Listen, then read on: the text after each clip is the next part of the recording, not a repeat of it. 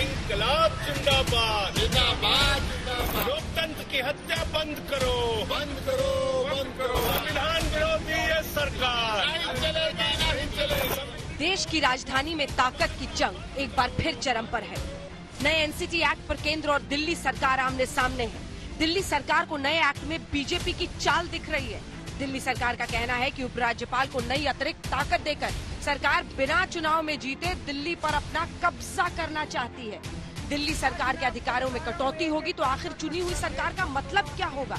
दिल्ली सरकार ने दावा किया है कि हमारे अधिकारों में कटौती पर केंद्र सरकार ने संविधान और सुप्रीम कोर्ट के आदेश को ताक पर रख दिया है।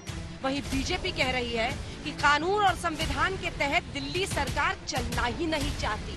अरविंद केजरीवाल भ्रम फैला रहे हैं।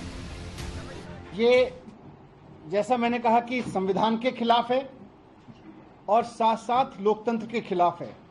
तो दो अमेंडमेंट है मेन रूप से इसमें। पहला ये कि दिल्ली सरकार का मतलब होगा लेफ्टिनेंट गवर्नर, तो इसका मतलब यह है कि चुनी हुई सरकार का कोई मतलब नहीं रह गया, चुनाव कराने का कोई मतलब नहीं रह गया, मुख्यमंत्री मंत्री का कोई मतलब नहीं रह गया। तो ये एक बहुत ही तानाशाही भरा अमेंडमेंट है। और दूसरा, जैसा मैंने कहा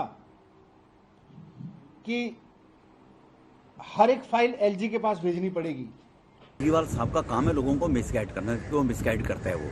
ये सेक्शन 44 के अंदर एनसीटी एक्ट में स्पष्ट प्रोविजन था कि जो लॉ बना हुआ एनसीटी एक्ट का, उस एनसीटी एक्ट के अंदर लेफ्टिनेंट गवर्नर जो सेंटर से रिलेटेड लॉ होगा उसको लेफ्टिनेंट गवर्नर की जानकारी में डालकर और इम्प्लीमेंट करने का अधिकार राज्य सरकार को होना चाहिए। राज्य सरकार कर नहीं रही है, तो लेफ्टिनेंट गवर्नर अगर उनको देखेगा और वो केंद्र से रिलेटेड होंगे तो वो सरकार उसमें अनाधिकार प्रवेश ना करे, केवल उसको जस्टिफाइड करने के लिए है ये। दिल्ली के मुख्यमंत्री अरविंद केजरीवाल ने ट्वीट किया, दिल्ली में सरकार का मतलब एलजी होगा तो चुनी हुई सरकार करेगी क्या? सारी फाइलें एलजी को जाएंगी। ये उस फैसले के खिलाफ है जिसमें 4/7/18 को संवैधानिक पीठ ने फैसला दिया था कि फाइल एलजी को नहीं भेजी जाएगी। फैसला चुनी हुई सरकार लेगी और फैसले की कॉपी एलजी को भेजेगी। कांग्रेस भी दिल्ली की इस लड़ाई में कूद गई है।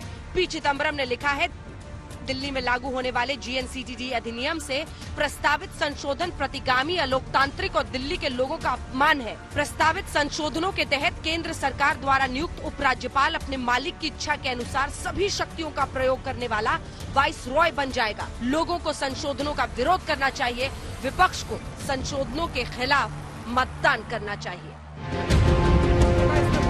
सत्ता की ताकत का ये बवंडर आने वाले दिनों में और तेज होगा। दिल्ली सरकार इसे बीजेपी का षड्यंत्र बता रही है और आम आदमी पार्टी 17 मार्च को 2 बजे जंतर मंतर पर विरोध करेगी, जिसमें पार्षद, विधायक, मंत्री, सांसद, मुख्यमंत्री सभी शामिल होंगे। कल 2 बजे से जंतर मंतर पर आम आदमी पार्टी के कार्यकर्ता, आम आदमी पार्टी के पार्षद, आम आदमी पार्टी के विधायक, आम आदमी पार्टी के मंत्री, सांसद सभी उस प्रदर्शन में शामिल होंगे। दिल्ली के मुख्यमंत्री अरविंद केजरीवाल भी उस प्रदर्शन का हिस्सा बनेंगे। एक वक्त पर आंदोलन से खड़ी हुई आम आदमी पार्टी एक बार फिर विरोध प्रदर्शन का रास्ता अपना रही है। संसद में आज आम आदमी पार्टी के नेता विरोध करते रहे, जबकि सुप्रीम कोर्ट ने स्पष्ट तौर पे कहा है दिल्ली में चुना हुआ मुख्यमंत्री ही सरकार है, चुनी हुई सरकार ही सरकार है। 3 विषयों को छोड़ के सारे अधिकार दिल्ली की चुनी हुई सरकार के पास है। अब आप उस सरकार को ही खत्म कर रहे हैं, आप एलजी को सारे अधिकार दे रहे हैं।